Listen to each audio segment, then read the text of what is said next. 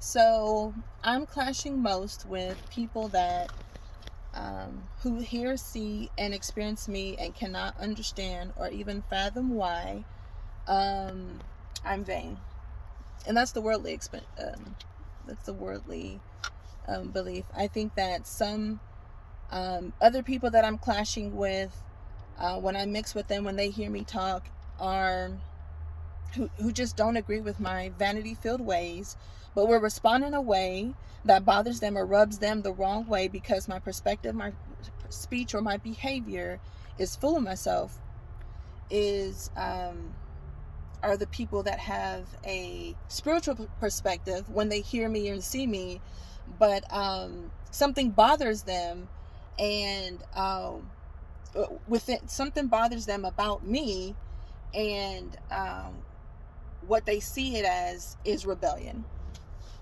And that rebellion is against God, and they dislike it because it's opposition to God's authority. So whenever they mix with me, they dislike something about me, and if it's that vanity, it's really because my lack of humility is bothering them. And so I didn't see rebellion. I didn't want to call it rebellion in right off the bat, but that's because I didn't want to see it as that big of a deal. I didn't want to see my vanity as that big of a deal, but it is. In fact, it is. When I looked it up and got questions.org online, rebellion is opposition to authority. So it says that rebellion begins in the heart. And the reason why I'm just thinking about why I didn't want to see rebellion. I didn't want to label my vanity as rebellion. And that's really because I was uncomfortable with the truth. I wasn't seeing the truth. I wasn't even, actually, it's not even that I was not accepting, I was uncomfortable with the truth, because I would have to agree that rebellion was truth. And so since I was denying that, then it's more relative to say, it's more accurate to say that I was more comfortable with a lie. I was more comfortable having a label of a lesser degree about my situation. And vanity, not vanity, but more so humility, would be my lack of humility is my contribution to the problems I'm having in my marriage. So regardless of the fact that he's ready to argue for 2 hours straight. This past Sunday we had an argument, and he had called, and it had started in the morning. I went off to work. It's like 5:50 or 5:55 more accurately, because I leave right before I'm supposed to go to work. And I told him, I forgive you and I forgive me.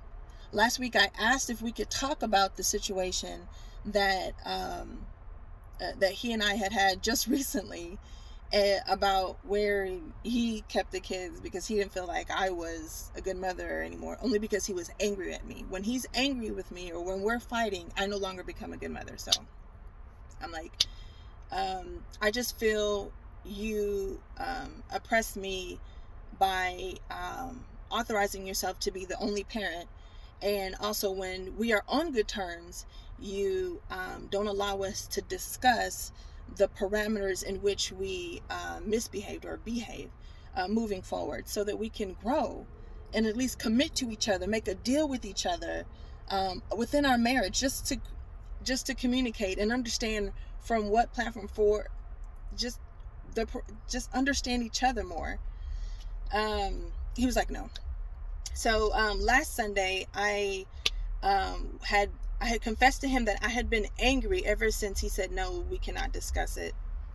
And I said, I forgive myself for keeping that, which I can't forgive myself. God already forgave me, so I can't forgive myself. I don't have that power of authority, but I can release. I do have the power to release all that anger that I did have, and I can forgive him, because I held that anger within my heart. And so I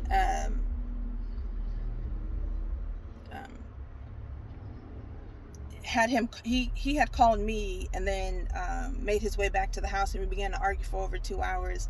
When I got tired, I said, I'm gonna call. He said, what are you gonna do, call the police? And then that's when I ran and I got the house phone, and I dialed 911. And on the house phone that we still have, that, I mean, I think we're part of the last 5 people on earth that have one, but except for those that have the monitor that are on parole. But I dial 911, but didn't press the green button that'll actually initiate a call, turn on the phone, and dial that number. I said, if you don't just get out of this closet, because I sat in the darkness of a closet just so that I could just not hear him anymore, so that he wouldn't talk to me anymore. But he was just like, no, I'm coming into that closet. I'm going to continue yelling at you, just berating you while you're in there. And I said, if you don't get out of this closet, or at least be quiet, then I'm calling. And even when he said that, I just got up and went to another room, and he began to just yell to my hearing about how he's going to threaten to get my truck towed. So he began to call somebody and get this truck towed.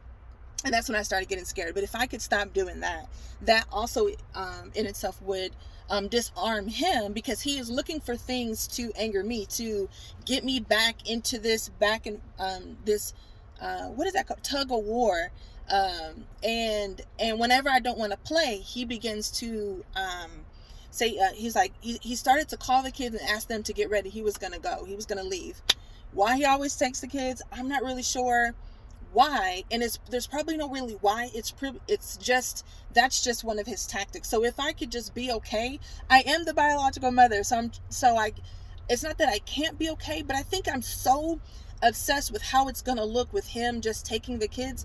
But I've got to understand that these things that he's throwing, him wanting to tow the truck at that time, him saying he's going to take the kids and just drive around, these are all tactics. I've got to allow him to do whatever he's want to do, or I've got to be silent. It doesn't have to necessarily be allowing him, but I've got to find not my fear, but my faith in something else, but God, not mostly anything else, just God. God is the soundness. God is the peace and the serenity.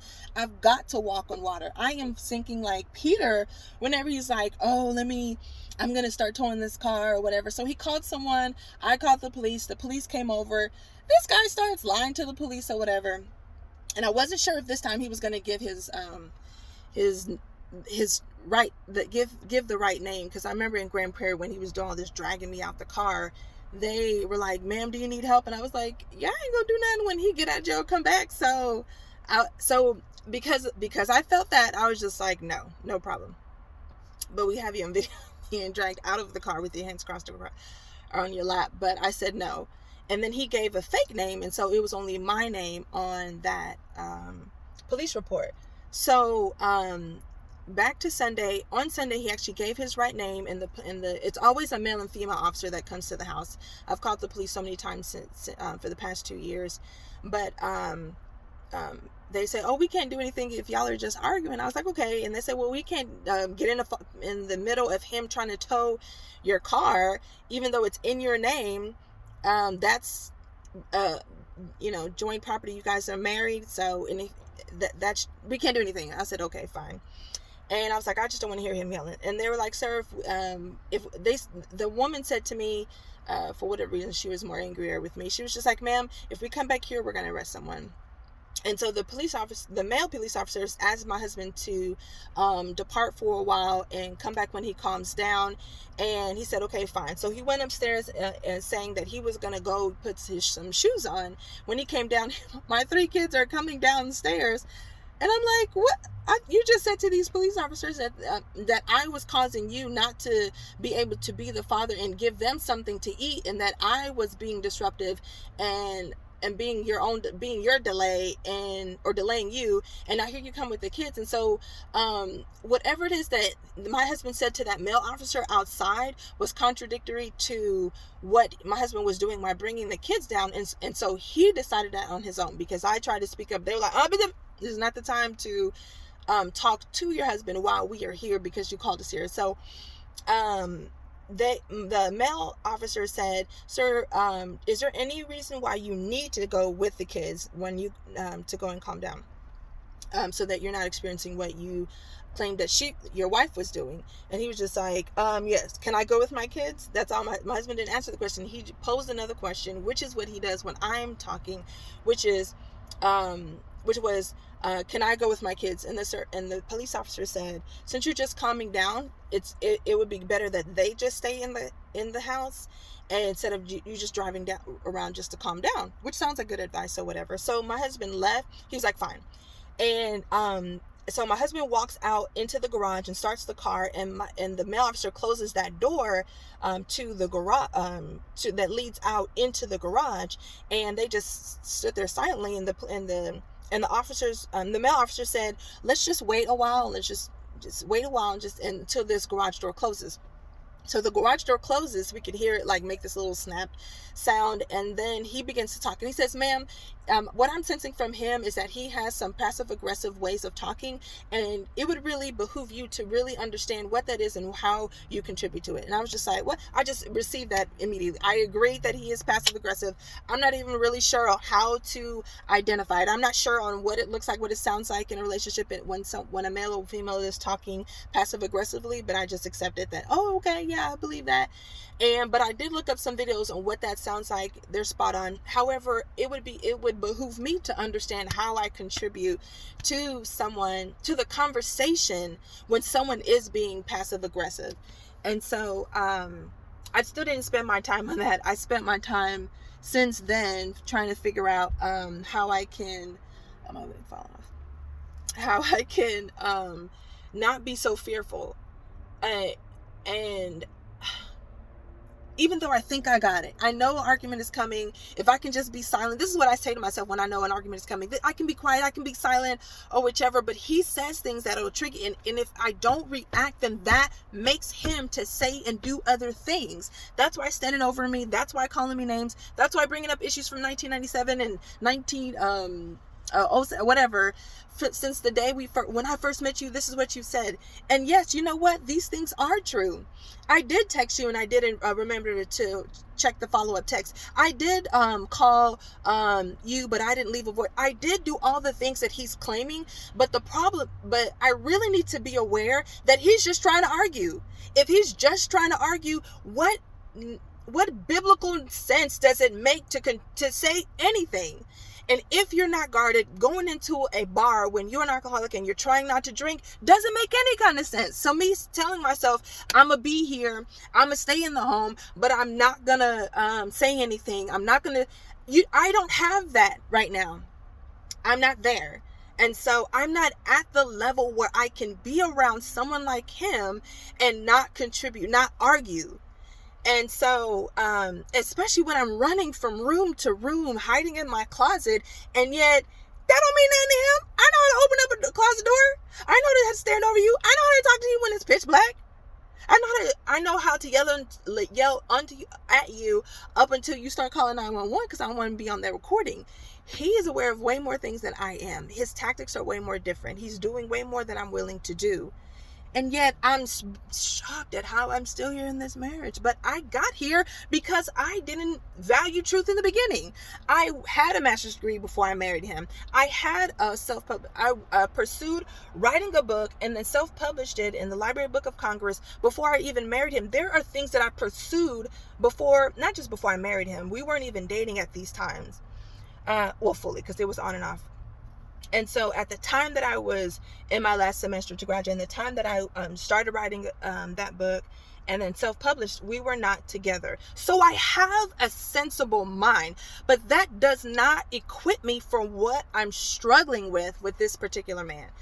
I am struggling now, and I was struggling then.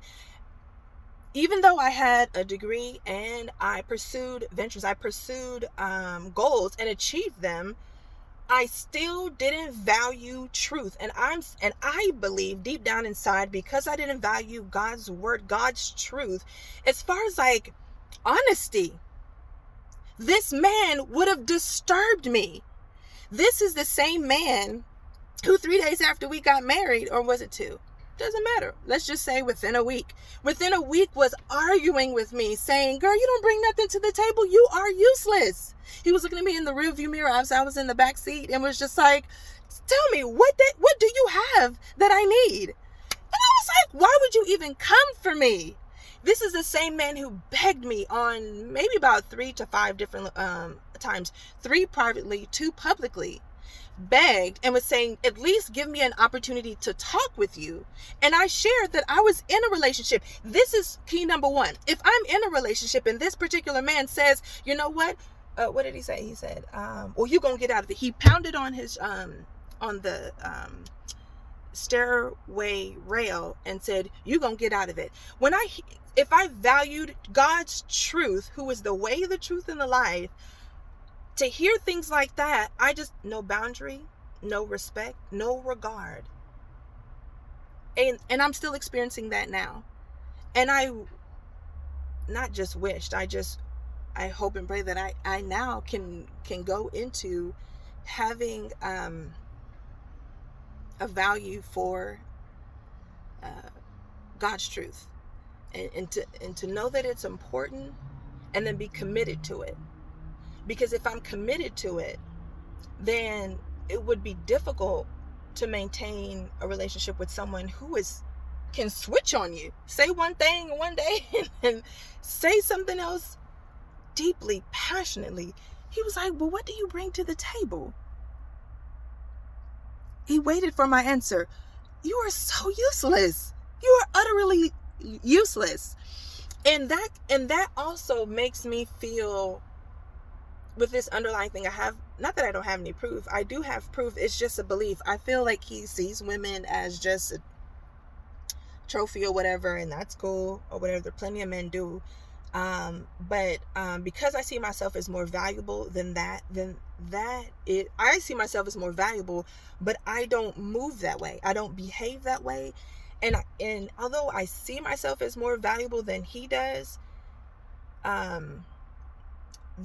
he and I are on the same level of how I truly believe, how much worth we believe I am. I think that we're on the same level, yeah. Because if I not just valued myself, but knew who I was in Christ, I would not have behaved in fear. I would have behaved in faith and said, God, let it take over. I wouldn't have succumbed. I wouldn't have gone to my parents. I would have waited on God, because you can't force me to do anything. This wasn't an arranged marriage. I did not want to marry this person, and yet I worked with him and I cooperated with him only after physically fighting this man in the engagement process. And we argued the entire time and physically fought, wrestling.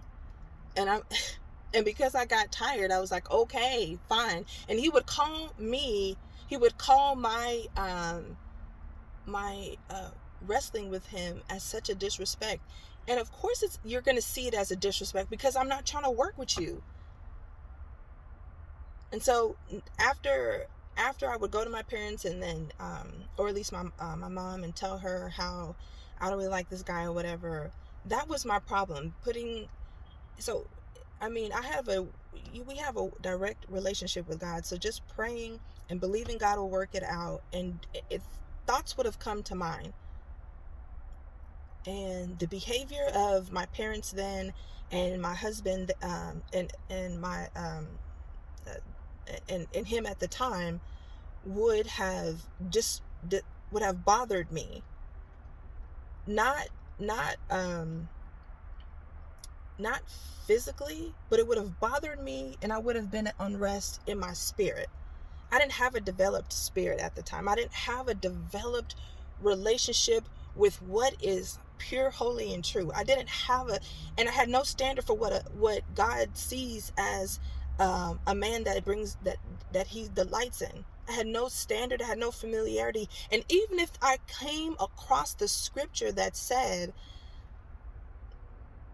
this is the kind of man that God delights in, I wouldn't have ran any man through it, because I wasn't really sold out and committed to God. I went to church. I taught in the church. I prayed and fasted at that time. But when I tell you, I was not concerned about just the holiness of it all. Yeah. And that's how I got to where I'm at right now. Whew. Anyway. For all the women that feel oppressed and disregarded, as of right now, I'm trying to heal forward. Still in this marriage.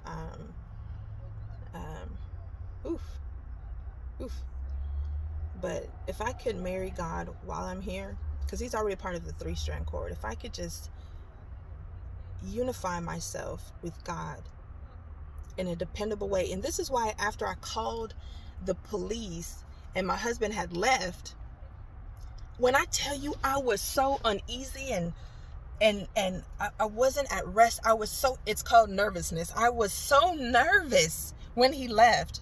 He wasn't there. And my kids were like, oh, can you feed us now? I was just like, what? It bothered me so much to come up out of the closet at that time, because after the police left, I went back to the closet, sat in there, and I started to text my community members, my friends, and that was really it. And I spoke to them, but I couldn't calm down, and it was bothering me. They were like, oh, can we pray? Leave me alone. I need a hug. I needed something else. And what I needed was not a dose of fear that is so natural to the flesh. I needed faith that is unnatural to the flesh, but natural in the spirit. I needed faith in God. Even in times of turmoil, it is imperative for us to keep our eyes on God. Yes, I see that the wind and the storm is going, but if we can keep our eyes on God, we can walk on water. But I was so focused on what was around me that I couldn't even rest when he wasn't there. And I'm so dependent on other people that if I could depend on God, if I could just learn what that means in my life, in my situation, if I could learn what that means to depend on God, to trust in him, to where an invisible God, I can feel as though he's holding my hand, as though he's giving me a hug, as though he is right here. I can hear him talking and speaking. If I can believe that, I know that I can begin to experience it, and I can tap in, not just tap into it. It'll always be with me, and I won't be out of it. I will be uncomfortable when I'm out of his presence. I want to get to that. I want to get to where I am uncomfortable when I'm out of his presence, and only at ease when I'm in his presence. And I believe you can. In fact, one of the names for God is presence. So I believe that in the Bible there is another name for God, and it's called presence. And because it's in there, I believe the Bible is fully and wholly true. I need to get there, because I depend on other people, and the people are all failing me, and me depend on anybody makes no sense. I need to depend on him. And if he chooses to use people to my left or my right, then I will know that it's from him. But I've got to know him first. Oh, Lord help me. All right, this video long enough.